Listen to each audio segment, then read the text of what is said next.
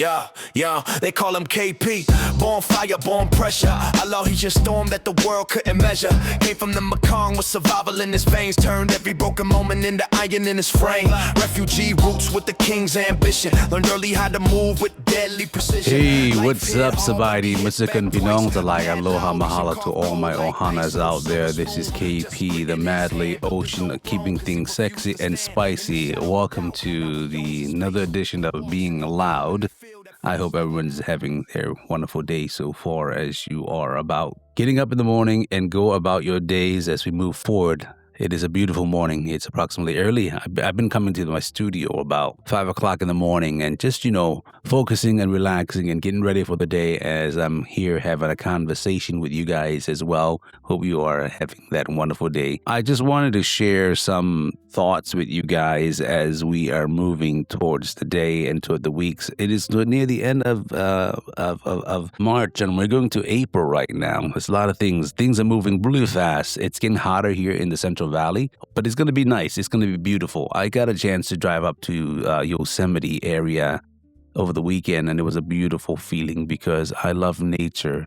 And sometimes, you don't have to go too far to enjoy what's around you, especially for those who are near the mountains and the oceans. And, sometimes your backyard is the most beautiful thing in the world as you discover it. Sometimes you have to explore what's there. I know sometimes we complain there's nothing to do here, it's boring, etc., so forth, but sometimes there are hidden gems all across our town, and it is great to support them. It's always great to discover. And that's what I've learned so much about the Central Valley here. I've learned so much and I have not seen everything, but I've been discovering new things one of the things I probably want to do is go explore what is here out in town and just really discover new things in the community, throughout the Central Valley. Now, the Central Valley is such a large place for those who are listening who are not from here. And it's not just Fresno and Clovis. You got Sanger, you got Reedley, you got Madera, you got all this other area surrounding Mendota, Hanford, Lemoore, and all the beautiful surrounding that we have. I know Central Valley is the number one agriculture in the world. And I will get a chance to be, and a weekend at this Punjabi Farmer Association on Madeira, and discovering the number one, thing that we have grown here is pistachio, and how we export so much out across the world. But not only that, but we have other things as well too that are part of our valley as farming. So I'm really appreciating the community and appreciate the farmers out there, guys. Keep up the great work. I know it's a hard work. I can understand it because my families are farmers and I come from a long line of farmers and different generations that have come through. And I just want to say I appreciate you guys. Up early in the morning, late at night, they're going through droughts, going through, storms and crops being ruined, etc., so forth, but somehow you guys are keeping together and trying to provide for your family. I honor and I salute you guys. I salute all the farmers out there. Anyway, guys, I just wanted to say thank you. I know there are things that are in our minds as I'm looking forward. You guys know I'm an art to entertainment. I know it's coming up right now, the Lao New Year, the Khmer New Year, the Thai New Year. Most all the Southeast Asian New Year are coming up currently right now. And I've been seeing a lot of folks are planning already across the United States, especially from the Lao community. We love our celebration. We love getting together, and we haven't seen families for a while or friends, and when we get together at the temple or on this event, we just become a big celebration, and that's what I love about culture dances. That's the beautiful thing about it, and it's so much fun. It's so much fun to see the community come together. And for those of you guys who have never experienced Lao New Year, please, trying to attend the events and the Khmer New Year as well too, especially in the Central Valley in Fresno. A couple events happening at Temple Ground. Please check them out. If you have friends, connect with them. Say, I want to attend. If you've never been before, what a great opportunity for you to experience the culture, the food. Oh my gosh, the foods are amazing as always, guys. Got a lot of barbecue, satay, Lao sausages, sticky rice. Of course, you got the wonderful hot and spicy papaya salad. Bopit bosap, they say, right? It's not hot, it's not good. But there's so many dishes out there. There's so many vendors that you can support if you go out to these New Year's. They have tents, they have, trailers or trucks, food trucks out there. Please do that. And of course, even around town, there are a couple guys that are the Laotian food trucks that are just, experienced. And I've learned a lot of, even some of the gas station has this Lao Thai cuisine, vai vai right here. where I'm at by River Park. You got Sandy Chili, she has them right by on Ashland and Cedar, and plus the other places around AC Deli, wonderful place, La's Kitchen. So many wonderful places. Of course, I have to shout out to Nana Tong as well, too, in the River Park area, right by Sam's Club, right here in Costco. What a great folks. I say that because they are part of a community. They share the culture, and we run across each other so much. Food is such a connection to a lot of us in the culture, as we in the holiday. And certain region of Laos, as you guys know, have certain dishes that are particular to certain ethnic groups, and it's always great. And sometimes you don't have the restaurant, but you always get that home cooking from your mom or your auntie, or events that you just love. I love that. My mom, especially my mom, when I'm working and she calls me, and she always, of course, when she calls, hey, I've got food, come by, pick it up, or she comes by the house and drops it off to my house. Of course, with sticky rice and gel and all the other items, and otbon, mokba, and all those. That's very old traditional food, but I love them. I love them very much, and sometimes she'll steam some vegetable for me, and gel king, and then, you dip the steamed vegetable to it. I love some of the bitter item as well, too. I love bitter melons, all this wonderful food, it's comfort. Growing up in a very rich culture, food was such a thing for us, family gatherings, as uncles would buy a water buffalo cow, whatever it is, pigs, and, we all gather together as they prepare it, and then you get the open grill, open fire, and the smell of barbecue. Of course, we have plenty of adult beverages as always, and they're sharing around, they're shooting their shots, and of course singing. They're gonna have some singing music we playing in the background. That's some of the greatest memories I have when I was growing up and as a kid. I still remember it. I still have it as an adult as well too. As we gather around, this is what family is all about. This is what culture is all about. Everyone has those moments, not just the Southeast Asian, but I can say this from my own personal experience. That's one of the greatest things, hospitality, that our community have always had.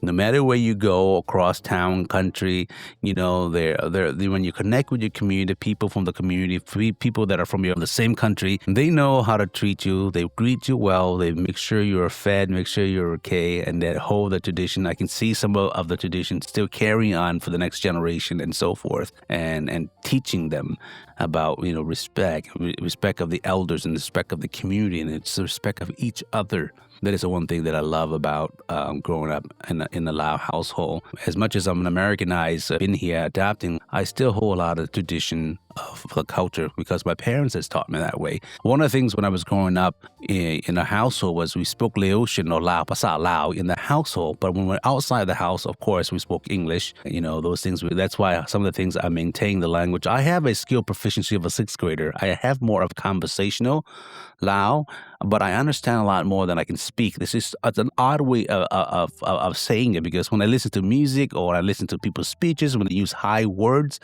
I can understand them, what they're saying. But for me, trying to deliver those things, I fumble, but I have to practice. But as I'm getting older, I'm using more of my languages. Listening more of the songs and music.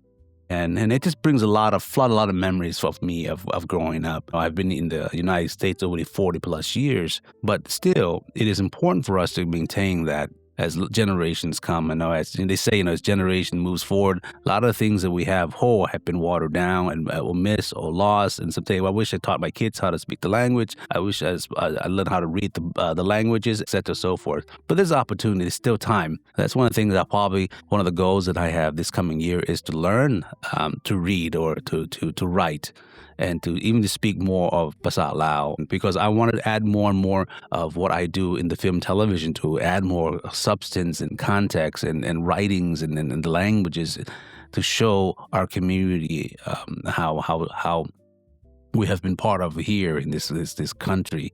And in the film, like I said, there's a lot of in the films. I've seen a lot of movies, and I watched a lot films and stories, but I don't see so much about a community story. What's the people? It's always about the war, which is important. But we are moving beyond the war issue itself, but the community, the struggles, the things that we go through, like everybody else in the community and the family. The financial struggle, the divorce, the abuse, the addictions that we have, besides the gamblings and alcoholics and other things. Every community has those little bits and bits of it. But it's important for us to tell within, especially if we can share that and through movies, through stories.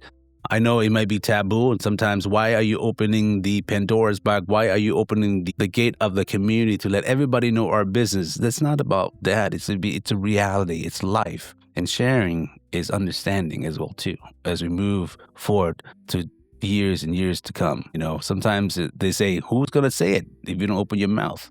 Being loud is having that voice. Being loud is saying it. Being loud is not, it's having permission and giving permission to yourself to express those feelings, those emotion. Sometimes we have hard time expressing because we come from a tradition where we don't say much, keep it in ourselves. As time progresses and generation progress, we are able to express those things. And I say this with heart. I know how it feels. I'm still adjusting. Sometimes I conflict myself between my Lao-ness and my Americanness. And sometimes it fights. When it should be dancing with each other, it is a yin and the yang. And that's what I see. As we move to many generations, as we move forward, I hope that we can have this communicate, this open dialogue of discussion, talk about the community. And that's what I love about, the new technology, the idea that we can reach folks globally across the world to the internet, And that's what the thing is. We're connecting now. We are connecting globally through these medium. And what's the best way to connect, to learn from each other? And hopefully, I know there's a lot of Laotian, a lot of folks during the war, during the all the changes, we are dispersed all over globally, not just in the United States, in France, in Australia, and some of us have been in South America as well too. I know some people have been placed in Argentina. They speak fluent Spanish, but there's something, keep us together is the Laotian language, the Pasat Lao. Even I'm watching some of the video, there are folks from France, it's from Strasbourg and this Laotian, they're all speaking French, beautiful French, because French has a long history in Indochina. And they speak beautiful French. I may not understand the French languages, but when they spoke Pasat Lao, I definitely understand it for sure. And you can tell if you are from that country and when you speak the Pasat Lao, you can tell where your family is from, the region, by the accent or the dialect that you are using. And those are things that makes us unique. Anyway, guys, I can talk about so much about many things. Like I said, this is being loud. It means talking about anything and everything I can.